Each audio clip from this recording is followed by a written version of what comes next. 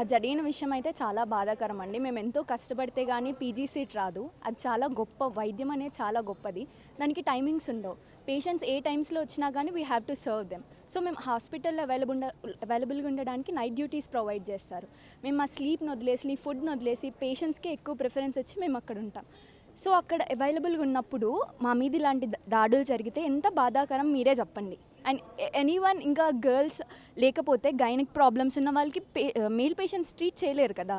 So మేము పక్కా ఉండాలి హాస్పిటల్లో. సో ఈ మగవాళ్ళ బుద్ధులు అనేవి కూడా మనం అందరినీ చేయలేము తప్పుగా. But how can you treat A girl like that in the society చెప్పండి. తను నార్మల్గా పెద్దవాళ్ళు అంటూ ఉంటారనమాట, బట్టలు సరిగ్గా వేసుకోలేదు, ఈమె పద్ధతులు బాగాలేవు, అందుకే ఈమె మీద అత్యాచారాలు జరిగాయని. ఆవిడ ఏ బట్టలు వేసుకుందని ఆవిడ మీద అలాంటి అత్యాచారం జరిగింది? ఆమె రూమ్లో పడుకుంటుంది. ఒక మగవాడి తప్పుడు బుద్ధి వల్ల అది జరిగింది. సో దీంట్లో మీరు ఎవరిని నిందిస్తారు చెప్పండి?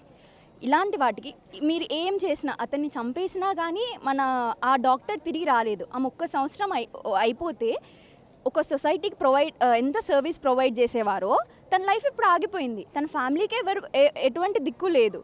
సో మనం ఏం చేయగలం? అతన్ని చంపేసినా కానీ we can't provide the equal న్యాయం చేయలేం కదా.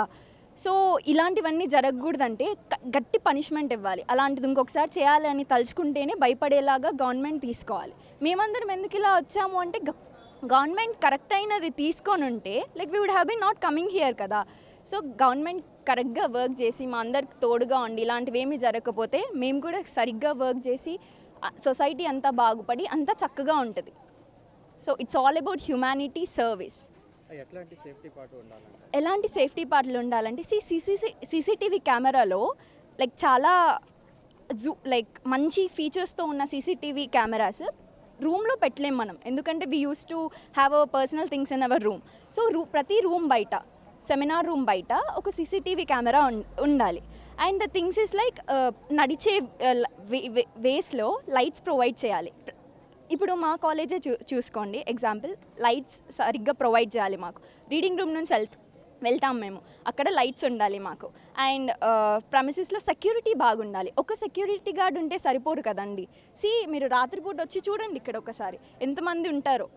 లైక్ వాళ్ళు తాగేసి ఉంటారు, అసభ్యకరంగా మాట్లాడుతుంటారు. వీ కాంట్ కదా. ఈవెన్ అంటారు సెల్ఫ్ డిఫెన్స్ మీరు నేర్చుకోవచ్చు, కానీ 10 మంది వచ్చి అటాక్ చేసి ఏ అమ్మాయి అయినా ఏం చేయగలదండి చెప్పండి.